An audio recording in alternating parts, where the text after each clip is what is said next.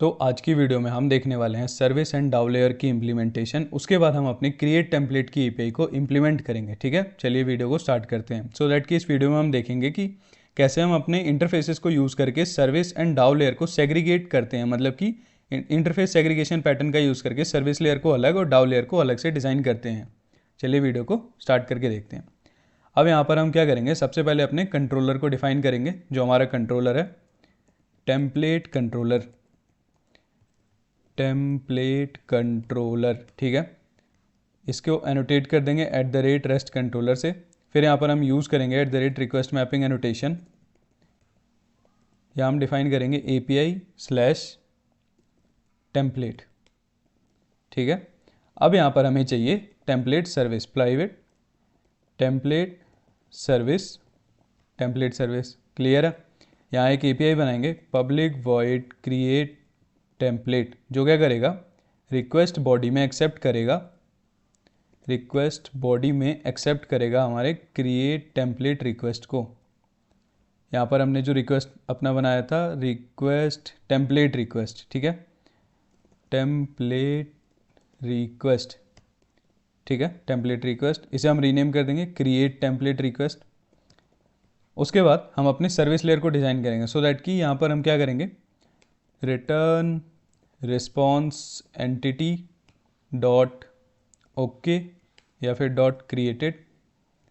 यहाँ पर हम क्या करेंगे, status HTTP status code dot created dot body, और यहाँ पर template service dot create template का एक फंक्शन होगा जिसे हम कॉल कर देंगे इस रिक्वेस्ट एनोटेशन के साथ, ठीक है, अपने रिक्वेस्ट बॉडी के साथ। अब हम क्या करेंगे, इंटरफेस डिज़ाइन करेंगे। कैसे, चले देखते हैं। इंटरफेसेस में सबसे पहले हम यहाँ पर एक क्रिएट करेंगे टेम्पलेट सर्विस, परफेक्ट। अब इसके अंदर इम्प्लीमेंटेशन में हम एक इम्प्लीमेंटेशन क्लास बनाएंगे टेम्पलेट सर्विस IMPL, परफेक्ट। ये क्या करेगा, इम्प्लीमेंट करेगा टेम्पलेट सर्विस को, परफेक्ट है। इसे हम एनोटेट कर देंगे @service and @SLF4J for logging, अगर हमें नीड पड़ी तो, and required arcs constructor injection का यहाँ पर यूज़ करेंगे। अब आपने सर्विस को तो डिज़ाइन कर लिया, अब डेटाबेस से बात करने के लिए, इंटरेक्ट करने के लिए डाउ लेयर चाहिए, ठीक है। तो मैंने गलती से गलत जगह बना दिया इसे। हम क्या करेंगे, यहाँ पर हमने सर्विस का एक पैकेज बनाया था, यहाँ पर हमारे पास सर्विस का पैकेज है। हम इसे जल्दी से कट पेस्ट कर लेंगे। इसे शिफ्ट करूँगा मैं यहाँ इंटरफेसेस में, और इसे शिफ्ट करूँगा IMPL में, परफेक्ट। अब हम क्या करेंगे, अपना एक टेम्पलेट डाउ डिज़ाइन करेंगे, टेम्पलेट डाउ। अब इसके बेनिफिट्स मैं बताता हूँ आपको, क्या इसके प्रोज एंड कॉन्स होते हैं वो बताता हूँ। टेम्पलेट डाउ बन गया हमारे पास, इसका एक इम्प्लीमेंटेशन क्लास बनाएंगे टेम्पलेट डाउ IMPL, perfect, @service @SLF4J @required arcs constructor. ये इम्प्लीमेंट करेगा टेम्पलेट डाउ को, ठीक है। और इसका पब्लिक का हम एक्सेस मॉडिफायर हटा देंगे सो दैट कि अपने पैकेज से बाहर एक्सेसिबल नहीं होगा, ठीक है। सिमिलरली हम यही काम करेंगे अपने सर्विस के लिए, सिर्फ हमारे जो इंटरफेसेस हैं वो एक्सपोज होने चाहिए, एब्स्ट्रैक्शन एक्सपोज होनी चाहिए। उसके बाद हम क्या करेंगे, अब सर्विस करे कॉन्टेक्ट करेगा डाउ को। डाउ किसे यूज़ करेगा, डेटाबेस लेयर को यूज़ करने के लिए रेपोजिटरी चाहिए आपको, है ना। यहाँ पर हम रेपोजिटरी का यूज़ करेंगे। यहाँ पर क्रिएट करेंगे टेम्पलेट रेपोजिटरी, परफेक्ट। ये क्या करेगा, x tends Mongo repository of template UUID, जो हमारा प्राइमरी की है, ठीक है। ये हो गया, परफेक्ट। अब इसे हम ऑटो वायर कर देंगे प्राइवेट फाइनल टेम्पलेट रेपोजिटरी। यहाँ तक का सेटअप डन है।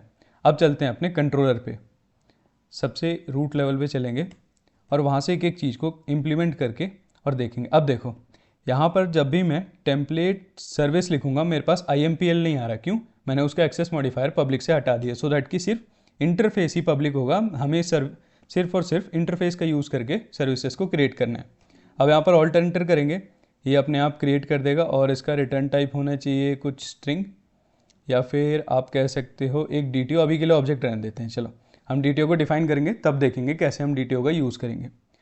फिर आता है हमारे पास, अब इसके अंदर चलते हैं, इम्प्लीमेंटेशन क्लास। अब यहाँ हमें मेथड को इम्प्लीमेंट भी करना पड़ेगा, इम्प्लीमेंट करेंगे इसे। अब इम्प्लीमेंट करने से पहले हमें अपने डाउ को कॉल करना है, प्राइवेट फाइनल टेम्पलेट डाउ, परफेक्ट है। अब ये क्या करेगा, क्रिएट करने से पहले, अब देखो क्या होता है, हमें हमेशा वैलिडेशन को परफॉर्म करना पड़ता है। मतलब जब भी आप क्रिएट कर रहे हो कोई चीज़, उससे पहले आप वैलिडेशन को परफॉर्म करो। वैलिडेशन आप कैसे परफॉर्म करोगे, टेनेंट आईडी आपके पास यूनिक है। अगर आपने पिछली वीडियो नहीं देखी, आप प्लीज़ जाके देख लो आप उसे। हम क्या करेंगे, नोटिफिकेशन, अब देखो notification context holder dot gate context, ठीक है, हमारे पास आ गया नोटिफिकेशन का कॉन्टेक्स्ट आ गया। इससे हम टेनेंट आईडी को यूज़ करके और फिर अपने डेटाबेस में वैलिडेशन करेंगे। सबसे पहले किसका वैलिडेशन करेंगे, टेम्पलेट डाउ में एक वैलिडेशन हमें इंप्लीमेंट करना है इसके नेम के बेस पे।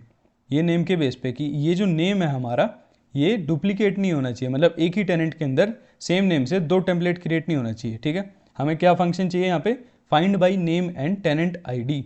अब चलते हैं अपने टेनेंट डाउ के अंदर, IMPL में एक फंक्शन क्रिएट करेंगे, ठीक है, public void find by tenant ID and name, final string tenant ID, और दूसरा इनपुट होगा फाइनल स्ट्रिंग यहाँ पर टेम्पलेट नेम, ठीक है। अब फाइनल क्यों रख रहे हैं, हमेशा एक रेकमेंडेड वे होता है कि जो भी फंक्शन में इनपुट पैरामीटर आ रहा है उसे आप फाइनल रखो। क्यों, इम्यूटेबल रखो, सो दैट कि कल को अगर ये कोई ऑब्जेक्ट भी है, यहाँ कोई डेवलपर इसे अंदर चेंज ना कर पाए, ठीक है। लेट्स सपोज आपने यहाँ पर 10, 20, 50 लाइन का कोड लिखा, कोई नया डेवलपर आया, उसने बीच में कुछ और चेंज करके उसको रीइनिशियलाइज कर दिया, कुछ और उस ऑब्जेक्ट में चेंज कर दिया, तो आपका एग्जिस्टिंग फ्लो ब्रेक हो जाएगा। इसलिए हमेशा इस मेथड पैरामीटर को इम्यूटेबल रखना चाहिए हमें, ठीक है। अब देखते हैं, हम यहाँ पर एक JPA रेपोजिटरी में एक फंक्शन क्रिएट करेंगे, ठीक है। अब अगर आपको नहीं पता तो हम यहाँ पर डायरेक्टली बिना क्वेरी लिखे भी फंक्शन, मतलब कि हम क्या कर सकते हैं, रेपोजिटरी का यूज़ करके डायरेक्टली अपने डेटाबेस में क्वेरी कर सकते हैं, ठीक है। यहाँ पर देखो मैं लिख के बताता हूँ, find by name ignore case and tenant ID, that's it, ठीक है। ये रिटर्न क्या करेगा, ऑप्शनल ऑफ टेम्पलेट, इतना सिंपल है। Find by name ignore case, मतलब कि नेम को इग्नोर केस में सर्च करो, एंड टेनेंट आईडी, उसके साथ साथ टेनेंट आईडी। हम यहाँ पर 2 चीज़ प्रोवाइड करेंगे, स्ट्रिंग टेम्पलेट नेम कॉमा, अब इसके अंदर देखते हैं फाइंड बाई नेम है, हाँ नेम है, फाइंड बाई नेम, और इसे कर देते हैं हम नेम, और दूसरा पैरामीटर कर देंगे UUID template tenant ID, perfect, tenant ID हमारी UUID है। अब चलते हैं अपने डाउ में, यहाँ हम लिखेंगे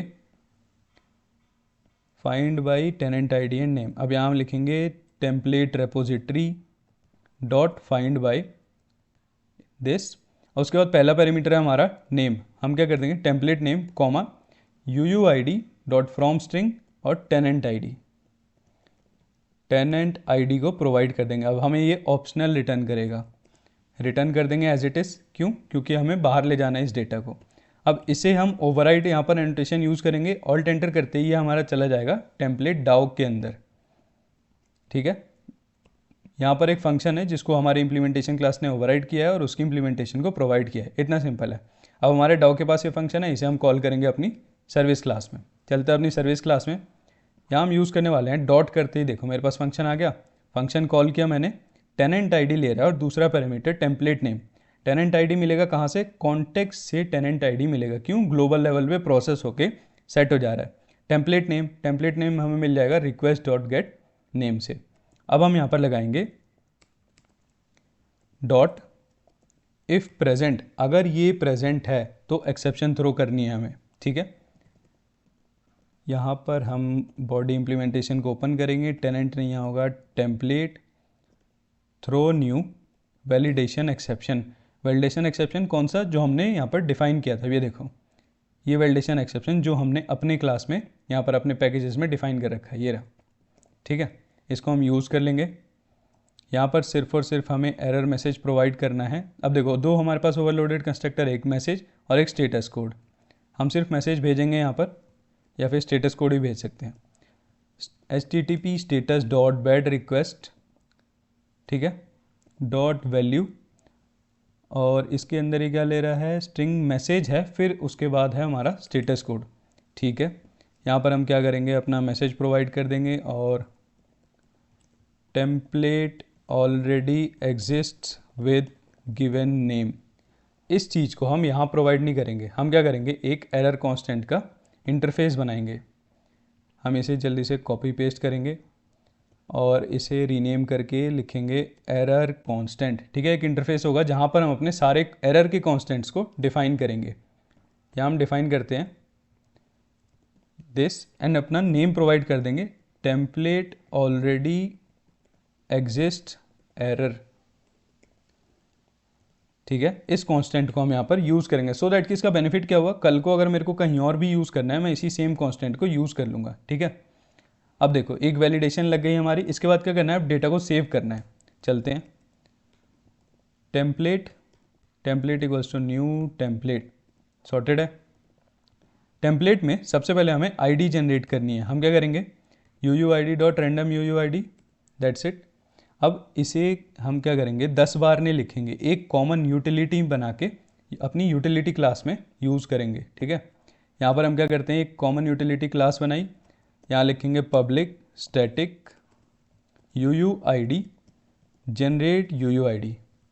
इसका बेनिफिट क्या हुआ बताता हूँ, रिटर्न, और यहाँ पर हमने लिखा दिस। अब क्या होगा, कल को लेट सपोज आपको इस uuid में कोई मॉडिफिकेशन करना है, ठीक है, या फिर यहाँ से आप स्ट्रिंग रिटर्न करना है, हर जगह आप सिर्फ यहाँ और यहाँ चेंज करोगे और अपनी बेस एंटिटी में, दैट्स इट, आपका काम हो गया। इसीलिए हमेशा चीज़ों को ग्लोबल रखना चाहिए, मतलब जितना कॉमन कोड है वो ग्लोबल रहना चाहिए। जनरेट uuid, इसे हम यहाँ पर इंपोर्ट कर लेंगे, दैट्स इट। इसके बाद हमें क्या सेट करना है, इसमें टेम्पलेट आईडी, मतलब ये tenant ID, set tenant ID. अब ये टेनेंट आईडी कहाँ से मिलेगी, अगेन मैंने अभी बताया था ना, context dot gate context dot, हमें यहाँ पर मिल जाएगी टेनेंट आईडी, दैट्स इट। अब बाकी चीज़ों को हमें बस कॉपी कर देना है जो हमारे इनपुट में आया है, क्योंकि हमारी फील्ड सेम है। देखो नेम हो गया, टेम्पलेट वेरिएबल हो गया, मैसेज टेम्पलेट हो गया, ठीक है, name template variable message template, data structure भी सेम है। हम यहाँ पर एक यूटिलिटी क्लास का यूज़ कर सकते हैं, bean utils dot copy properties, और हम प्रोवाइड कर देंगे इनपुट। देखो अब यहाँ पे दो चीज़ प्रोवाइड करनी होती है इसके अंदर, अगर मैं चल के दिखाऊँ आपको, इनपुट कॉमा आउटपुट, यहाँ पर सोर्स कॉमा टारगेट। तो हम क्या करेंगे, हमारा सोर्स कौन है, रिक्वेस्ट, टारगेट कौन है, टेम्पलेट, टेम्पलेट, दैट्स इट। ये क्या करेगा, उन सारी कॉमन प्रॉपर्टीज़ को उठा के कॉपी कर देगा। इसके बाद हमें क्या करना है, टेम्पलेट डॉट एंटिटी क्रिएटेड, ठीक है। क्यों, क्योंकि अभी अभी जस्ट एंटिटी ये हमारी क्रिएट हुई है, सो दैट कि ये फंक्शन क्या करेगा, ये हमारे एब्स्ट्रैक्ट एंटिटी में जाके इन दोनों फील्ड्स को अपडेट कर देगा, मतलब डेटा सेट कर देगा, करेंट डेटा, ठीक है, जो हमने यहाँ पर इम्प्लीमेंट किया था। इसके बाद ये क्या करेंगे, हम यहाँ पर टेम्पलेट डाओ डॉट सेव कर देंगे और इस टेम्पलेट को प्रोवाइड कर देंगे। अब सेव का फंक्शन हमारे पास है नहीं, ऑल्ट एंटर करते हैं, ये बना देगा हमारे डाओ में एक फंक्शन बना देगा। अब हम चलते हैं टेम्पलेट डाओ IMPL, यहाँ पर हमें इसको ओवरराइड करके इसकी इम्प्लीमेंटेशन को प्रोवाइड कर देना है, जो कि बहुत सिंपल है। सेव करेंगे टेम्पलेट, दैट्स इट। इसे हम हमेशा फाइनल रखेंगे, जो भी मेथड पैरामीटर आ रहा है उसे हम फाइनल रखने की कोशिश करेंगे। रिटर्न करेंगे यहाँ से और ऑल्ट एंटर अगेन, कुछ भी मैनुअल नहीं करना, आईडी का यूज़ कर रहे हो इसीलिए आईडी यूज़ कर रहे हो, चीज़ें फास्ट हो, जल्दी हो, ठीक है। अब देखो ये टेम्पलेट हमारा सेव हो गया। अब यहाँ से क्या रिटर्न करना है, टेम्पलेट क्रिएटेड सक्सेसफुली। उसकी जगह पर हम क्या करेंगे, एक रिस्पॉन्स बनाएंगे, रिस्पॉन्स, यहाँ पर जाएंगे और एक पैकेज नहीं, हमें यहाँ पर क्लास बनानी है, एक जावा क्लास, टेम्पलेट रिस्पॉन्स, और यहाँ पर @डेटा, डेटा के ऊपर यूज़ करेंगे हम private string ID and name, ठीक है, दैट्स इट। और इसके अंदर एक ओवरलोडेड कंस्ट्रक्टर बना देंगे, सेलेक्ट नन। अब देखो क्या होता है, टेम्पलेट टेम्पलेट बेनिफिट दिखाता हूँ। हमने कंस्ट्रक्टर ओवरलोडिंग यूज़ की यहाँ पर, set ID template dot gate ID, set name template dot gate name, ठीक है, यहाँ पर यूज़ कर लिया। अब इसके बाद get id dot to string, that's it. यहाँ पर हम क्या करेंगे, default all args constructor, default no args constructor. क्यों? क्योंकि हमने यहाँ पर कंस्ट्रक्टर ओवरलोडिंग का यूज़ किया, इसलिए हमें by default no args constructor को मतलब बाय डिफ़ॉल्ट नहीं मिलेगा, हमें यहाँ पर एक्सप्लिसिटली प्रोवाइड करना पड़ता है। उसके बाद हम यहाँ पर सिंपली रिटर्न कर देंगे न्यू टेम्पलेट रिस्पॉन्स, इसके अंदर प्रोवाइड कर देंगे अपना टेम्पलेट, दैट्स इट। मतलब आपका टेम्पलेट जो है अब सक्सेसफुली क्रिएट हो रहा है। अब अपने रिस्पॉन्स को चेंज कर देते हैं, क्योंकि ये नहीं रहना चाहिए, ऑब्जेक्ट कभी भी नहीं रहना चाहिए, स्पेसिफिक जो डेटा स्ट्रक्चर आप यूज़ कर रहे हो, जो भी रिटर्न कर रहे हो, सिर्फ वही रहना चाहिए। ये आ गया। हम चलते हैं अपने क्रिएट टेम्पलेट के फंक्शन पे, यहाँ कंट्रोलर आ गया। अब डायरेक्टली ये रिटर्न नहीं होगा, यहाँ रिटर्न क्या करेंगे हम, रिस्पॉन्स एंटिटी ऑफ दिस, बिल्कुल सही है, डॉट बॉडी, बॉडी में हम ये यूज़ करेंगे। फिर इसे हम एक एनोटेशन का यूज़ करेंगे, पोस्ट मैपिंग, सो दैट कि हमारी क्रिएट की एपीआई है। अब जो हमारी रिक्वेस्ट बॉडी है, इसके अंदर हमने नॉट ब्लैंक का चेक लगा रखा है, ये दोनों, इसे इनेबल करने के लिए हम यहाँ पर @valid एनोटेशन का यूज़ करते हैं। ये ऑलरेडी आई थिंक मैंने अपने पहले की वीडियोज़ में पढ़ा रखा है, तो आप वहाँ जाकर देख सकते हो। तो सक्सेसफुली हमने अपनी क्रिएट की एपीआई, मतलब जो क्रिएट नोटिफिकेशन है, उसे इम्प्लीमेंट कर लिया। क्रिएट मतलब सर्विस लेयर हमारी यहाँ पर है। फिर हमारा जो डाउ लेयर होता है वो अलग है। कैसे? ये देखो, डाउ लेयर का यूज़ हम यहाँ से कर रहे हैं। डाउ लेयर ये रहा हमारा यहाँ पर। अब ये बेनिफिट क्या हुआ, देखो, सर्विस लेयर हमारी यहाँ पे, डाउ लेयर यहाँ पे। अब कल को क्या होगा, डाउ लेयर में लेट्स सपोज आपको अब कैशिंग इंप्लीमेंट करनी है, आप डाउ लेयर में इंप्लीमेंट करोगे, ठीक है, या फिर एक कैशे की अलग क्लास बना के उसे यूज़ करोगे। अगर ये कोड आपने रेपोजिटरी को अपनी सर्विस में ही इंप्लीमेंट कर दिया होता, यहाँ पर आप लेट्स सपोज आप क्या कर रहे हो, प्राइवेट और टेम्पलेट रेपोजिटरी, ठीक है। अब यहाँ अगर आप करते, आप डायरेक्टली इसे यूज़ करते, लेकिन अगर कल को कैशिंग इंप्लीमेंट करनी है, आप इसके ऊपर ही एनोटेशन लगा दोगे, नहीं, वो गलत प्रैक्टिस होती है। हमेशा अपने सर्विस और डाउ लेयर को सेग्रीगेट रखना, सो दैट कि डेटाबेस लेयर पे, ठीक है, जितने भी काम होने डाउ लेयर पे होंगे और सर्विस लेवल का काम अलग होगा, ठीक है। लेट्स सपोज कोई थर्ड पार्टी सर्विस वगैरह कॉल करनी है, वो आप यहाँ करोगे, जो भी सर्विस लेवल का काम है, लेकिन डेटाबेस लेवल का जितना काम है वो सारा डाउ लेयर में जाएगा। तो हमने अपनी सर्विस को डिज़ाइन तो कर लिया, अब सारी चीज़ें देख भी ली कैसे हमने क्या इंप्लीमेंट किया। अब देखते हैं अपने प्रोजेक्ट को रन करके, जो भी हमने इम्प्लीमेंटेशन करी है वो रन हो भी रही है या फिर नहीं, या डेटाबेस में हमारे डेटा सेव हो रहा है या फिर नहीं, ठीक है। तो तब तक मैंने क्या किया है, अपने डॉकर को रन करके और डॉकर कंपोज की हेल्प से मैंने नोटिफिकेशन सर्विस, मतलब कि जो हमारा रोबो 3T है, उसे कनेक्ट कर लिया अपने मोंगोडीबी से, सो दैट कि जो भी ऑपरेशन हम डॉकर के परफॉर्म कर पाएँ, ज़्यादा टाइम वेस्ट ना हो, और अपनी एप्लीकेशन को अप होने देते हैं। फिर हम क्या करेंगे, अपनी क्रिएट टेम्पलेट एपीआई को कॉल करेंगे और वहाँ हम देखेंगे कि रिक्वेस्ट बॉडी के साथ एपीआई हमारी वर्किंग है या फिर नहीं। तो यहाँ पर मैंने टाइम सेव करने के लिए एक छोटा सा काम किया था, पहले से अपनी रिक्वेस्ट बॉडी को प्रिपेयर किया है। देखो यहाँ पर हमारे पास मल्टीपल वेरिएबल्स हैं, क्या क्या हैं देखते हैं। क्रिएट टेम्पलेट रिक्वेस्ट में चल के name template variable and message template. Name provide कर दिया मैंने, सब्सक्रिप्शन एक्सपायरी टेम्पलेट, सही बात है। टेम्पलेट वेरिएबल मतलब कि हमारे पास 3 टेम्पलेट वेरिएबल है, यूज़र नेम, यूज़र ईमेल और यूज़र फ़ोन। ये कहाँ काम आएंगे दिखाता हूँ। ये एक मैसेज टेम्पलेट है जहाँ पे हमारे पास सब्सक्रिप्शन एक्सपायरी होने के एक HTML का जो टेम्पलेट होता है वो है बेसिकली ये, ठीक है, email template.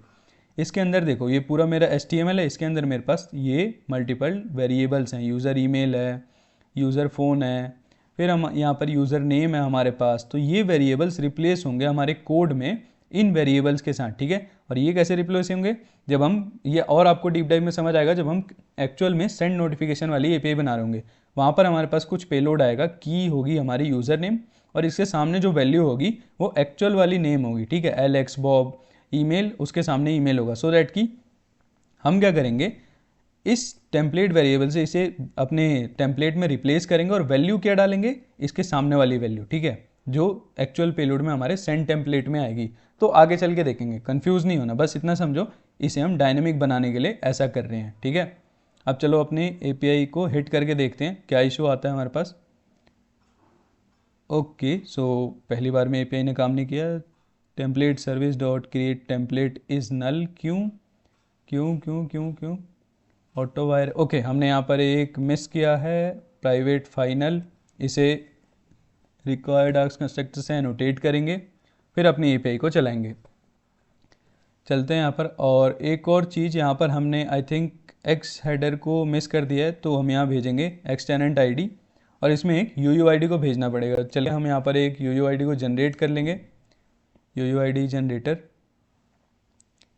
Copy and then इसे पेस्ट करेंगे यहाँ पर सो दैट कि हमें एक टेनेंट आईडी मिल पाए। ठीक है, अभी के लिए हमने टेनेंट का कोई मैकेनिज्म इंप्लीमेंट नहीं किया, बस हम अज्यूम करके चल रहे हैं कि हर बार जो है यूज़र जो हमारा होगा, सामने वाली कोई कंपनी है तो वो हमें टेनेंट आईडी भेज रही है। मैं इसलिए ये सब ज़्यादा डिज़ाइन नहीं करना चाहता क्योंकि ये बहुत कॉम्प्लिकेट हो जाएगा इस वीडियो के लिए। तो जब हम आगे देखेंगे अपनी माइक्रो सर्विस की जो प्लेलिस्ट है, वहाँ पर हम ये सारी चीज़ों को स्क्रैच से बना के देख रहे होंगे। ठीक है, इस पूरी प्लेलिस्ट का पर्पज़ यही है, सिर्फ और सिर्फ नोटिफिकेशन सर्विस को डिज़ाइन करना। हिट करते हैं अपनी एपीआई को 201। ठीक है, हमें स्टेटस कोड मिला और आईडी ये है हमारा, ये जो टेम्पलेट है नेम के साथ क्रिएट हो चुका है। अब चलते हैं अपने डेटाबेस में, वेरीफाई करेंगे, एक बार रन करके देखते हैं। परफेक्ट, तो हमारे पास यहाँ पर जो है टेम्पलेट सेव हो चुके हैं। यहाँ आप देख सकते हैं यूज़र नेम और ये हमारा नेम वेरिएबल देश सब्सक्रिप्शन एक्सपायरी टेम्पलेट और मैसेज टेम्पलेट में हमारी पूरी HTML सेव हो चुकी है। तो हमने सक्सेसफुली अपनी API को क्रिएट कर लिया यहाँ पर, और अगली वीडियो में अब हम देखने वाले हैं इसके आगे का वर्कफ्लो। ठीक है, मतलब प्रोड्यूसर, DLQ, कब इस पर हमें प्रोसेस करना है, और फिर इसके आगे जो हम दूसरी सर्विस है हमारी जो कि प्रोसेसर है, वहाँ पर क्या होगा, इंजेस्ट टॉपिक से कंज्यूम करेगा, वहाँ पर कुछ वैलिडेशन परफॉर्म करेगा, फिर वो भी ऑडिट या DLQ पे भेजेगा, उसके बाद वो इनरिच को भेजेगा। वो सारी चीज़ें हम देखने वाले हैं। तो आज की वीडियो के लिए इतना ही।